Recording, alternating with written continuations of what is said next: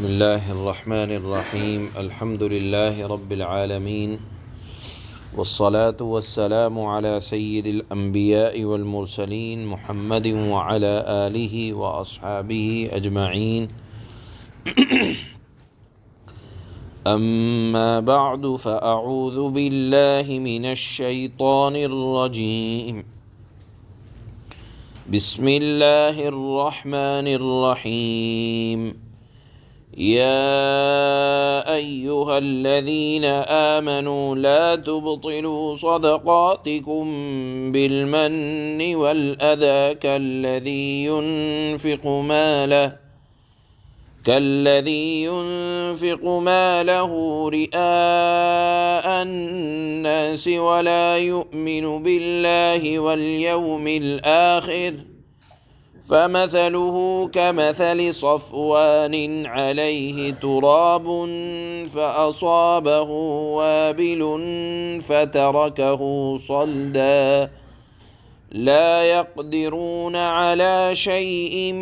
مما كسبوا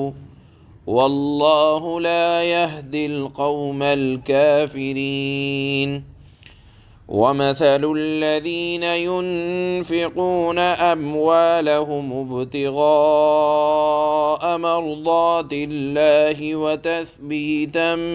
من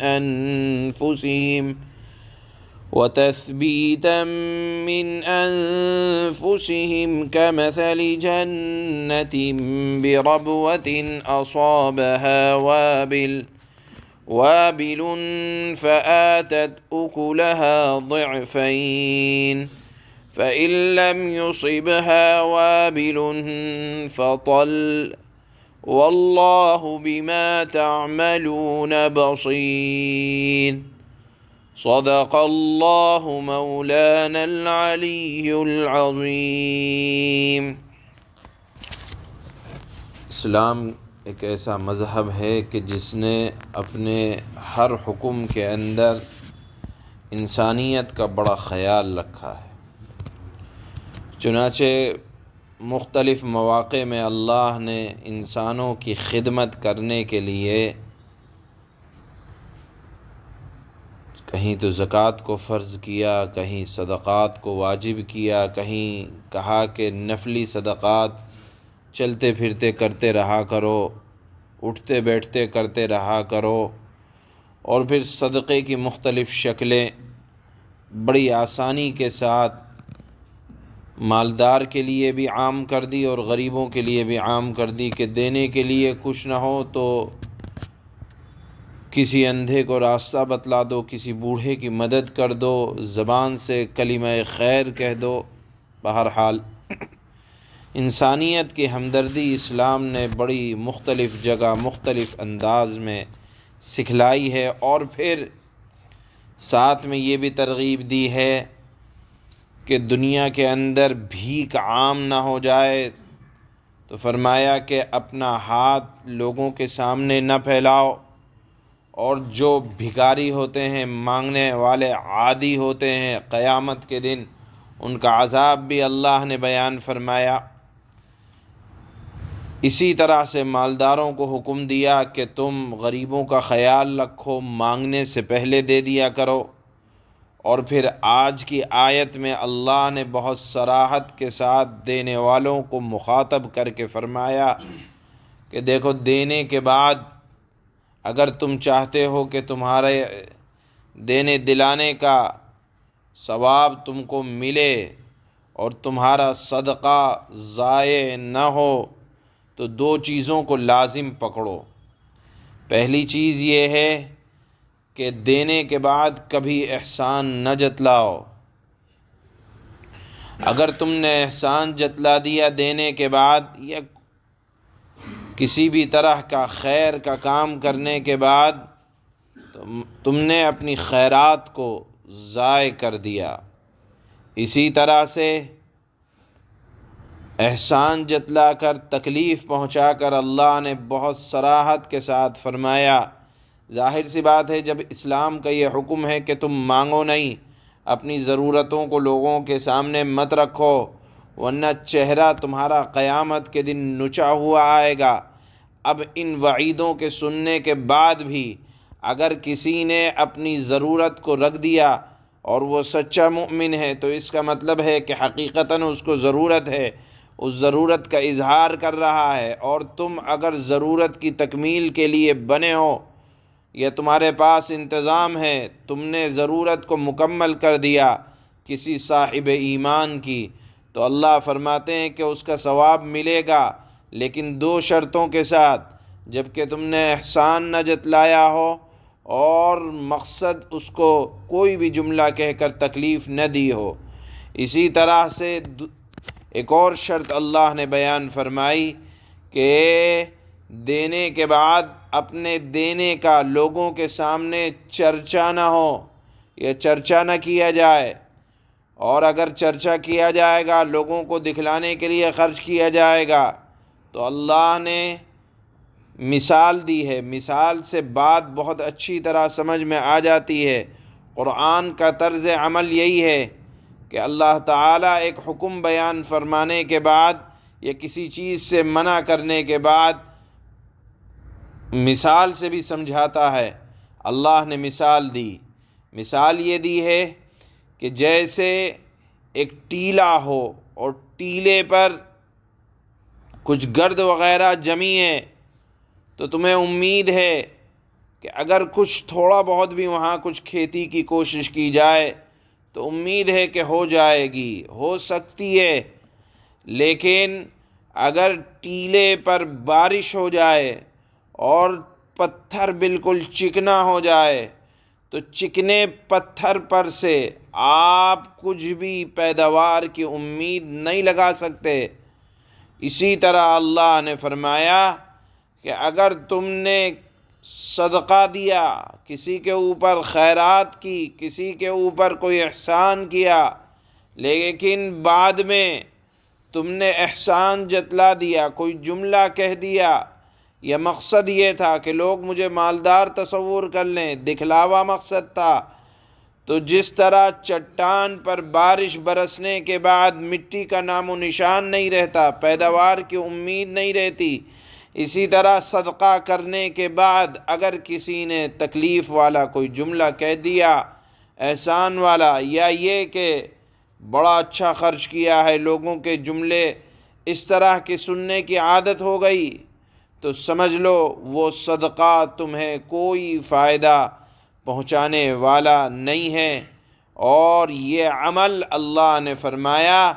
کافروں کا ہوتا ہے کہ وہ خرچ کرنے کے بعد ان کا دل یہ چاہتا ہے کہ تعریف کی جائے، یہ منافق کا عمل ہوتا ہے۔ اللہ نے فرمایا صاحب ایمان کا یہ عمل نہیں ہوتا۔ صاحب ایمان کا عمل کیا ہوتا ہے؟ اس کی مثال اللہ نے بیان فرمائی کہ صاحب ایمان جب خرچ کرتا ہے تو اس کی مثال بالکل ایسی ہے جیسے کوئی ٹیلا ہو، یعنی اونچی جگہ ہو، پہاڑی ہو، اور وہاں کھیتی کی گئی۔ اب وہ کھیتی کے اوپر اگر زور کی بارش آ جائے تو کیسی کھیتی لہلہا جائے گی،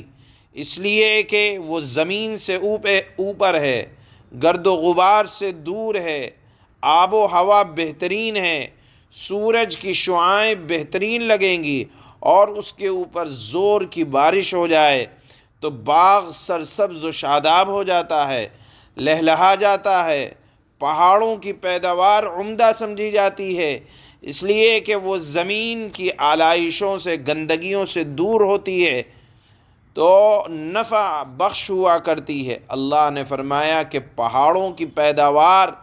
پر اگر زور کی بارش ہو جائے تو دگنا بنتا ہے، اور اگر زور کی بارش نہ ہو، ہلکی پھلکی برسات ہو جائے تب بھی فائدے سے خالی نہیں ہے۔ اللہ نے فرمایا صاحب ایمان اگر خرچ کرتا ہے اور وہاں دکھلاوا، احسان، تکلیف کا، نام و نمود کا دور دور تک واسطہ نہیں ہوتا، تو جس طرح پہاڑی کے پیداوار بارش سے دگنی تگنی ہوتی ہے، اسی طرح صاحب ایمان کا خرچ کرنا اس کو فائدہ پہنچائے گا۔ اور اگر تقویٰ ذرا کم درجے کا بھی ہے، خرچ کرنے میں مقدار تھوڑی ہی صحیح، جس طرح تھوڑی بارش سے بھی پہاڑی کی پیداوار زبردست ہو جاتی ہے، فائدہ ضرور ملتا ہے۔ اللہ نے فرمایا صاحب ایمان کو اگر تھوڑا سا بھی اس کے اندر تقوی ہوگا تو خرچ کرنا اس کو ضرور فائدہ پہنچائے گا، یعنی نفع سے خالی نہ ہوگا۔ اللہ نے فرمایا واللہ بما تعملون بصیر، ان تمام چیزوں کا تعلق آدمی کے دل سے ہے۔ کون جھانکنے والا ہے دل کے اندر کہ مقصد ریا ہے، دکھلاوا ہے، کوئی نہیں جان سکتا سوائے اللہ کے۔ اللہ نے فرمایا واللہ بما تعملون بصیر، اللہ تعالیٰ تمہارے کاموں کو بخوبی دیکھتے رہتے ہیں، کوئی دیکھے نہ دیکھے اللہ کو پتہ چلتا رہتا ہے کہ یہ اخلاص کے ساتھ دیا جا رہا ہے، یہ دکھلاوے کے لیے دیا جا رہا ہے۔ اس مضمون کی تکمیل پر اللہ نے یہ جملہ اس لیے بیان فرمایا۔ اللہ فرماتے ہیں یا ایہا الذین آمنوا لا تبطلوا صدقاتکم بالمن والأذى كالذي ينفق ماله رئاء الناس ولا يؤمن بالله واليوم الآخر۔ اے ایمان والو، اپنے صدقات کو احسان جتلا کر اور تکلیف پہنچا کر اس شخص کی طرح ضائع مت کرو جو اپنا مال لوگوں کو دکھلانے کے لیے خرچ کرتا ہے۔ جس طرح دکھلانے والے کا مال ختم ہو جاتا ہے، ریا جہاں ہوتی ہے، اسی طرح احسان جتلانے والے کبھی صدقہ فائدہ نہیں پہنچاتا۔ جو اپنا مال لوگوں کو دکھلانے کے لیے خرچ کرتا ہے اور اللہ اور آخرت کے دن پر یقین نہیں رکھتا، مثال کیا ہے؟ فَمَثَلُهُ كَمَثَلِ صَفْوَانٍ عَلَيْهِ تُرَابٌ فَأَصَابَهُ وَابِلٌ فَتَرَكَهُ صَلْدًا لَا يَقْدِرُونَ عَلَى شَيْءٍ مِّمَّا كَسَبُوا واللہ لا یہدی القوم الکافرین۔ چنانچہ ایسے خرچ کرنے والوں کی مثال ایسی ہے جیسے ایک چکنی چٹان پر مٹی جمی ہو، پھر اس پر زور کی بارش پڑے اور اس مٹی کو بہا کر چٹان کو دوبارہ چکنی بنا چھوڑے وہ بارش، تو ایسے لوگوں نے جو کمائی کی ہوتی ہے وہ ذرا بھی ان کے ہاتھ نہ لگے گی، یعنی صدقہ فائدہ نہیں پہنچائے گا۔ لا يقدرون على شيء مما كسبوا والله لا يهدي القوم الكافرين۔ چنانچہ ایسے لوگوں نے جو کمائی کی ہوتی ہے، یعنی صدقہ جو کیا ہوتا ہے، دیا ہوتا ہے، وہ ذرا بھی ان کے ہاتھ نہ لگے گا، اور اللہ تعالیٰ ایسے نافرمانوں کو ہدایت تک نہیں پہنچاتا۔ وَمَثَلُ الَّذِينَ يُنْفِقُونَ أَمْوَالَهُمُ ابْتِغَاءَ مَرْضَاتِ اللَّهِ وَتَثْبِيتًا من أنفسهم كمثل جنة بربوة أصابها وابل فآتت أكلها ضعفين فإن لم يصبها وابل فطل واللہ بما تعملون بصیر۔ اور جو لوگ اپنا مال اللہ کی خوشنودی، اللہ کی خوشی طلب کرنے کے لیے اور اپنے آپ میں پختگی پیدا کرنے کے لیے خرچ کرتے ہیں، ان کی مثال ایسی ہے جیسے ایک باغ کسی ٹیلے پر اونچی جگہ پر واقع ہو، اس پر زور کی بارش برسے تو وہ بارش دگنا پھل لے کر آئے گی، یا وہ ٹیلا یا وہ باغ دگنا پھل لے کر آئے گا۔ اور اگر اس پر زور کی بارش نہ بھی برسے تو ہلکی پھوار بھی اس کے لیے کافی ہے۔ یعنی پیداوار بہترین آئے گی ہلکی پھوار سے بھی۔ یہ مثال ہے ایک صاحب ایمان کے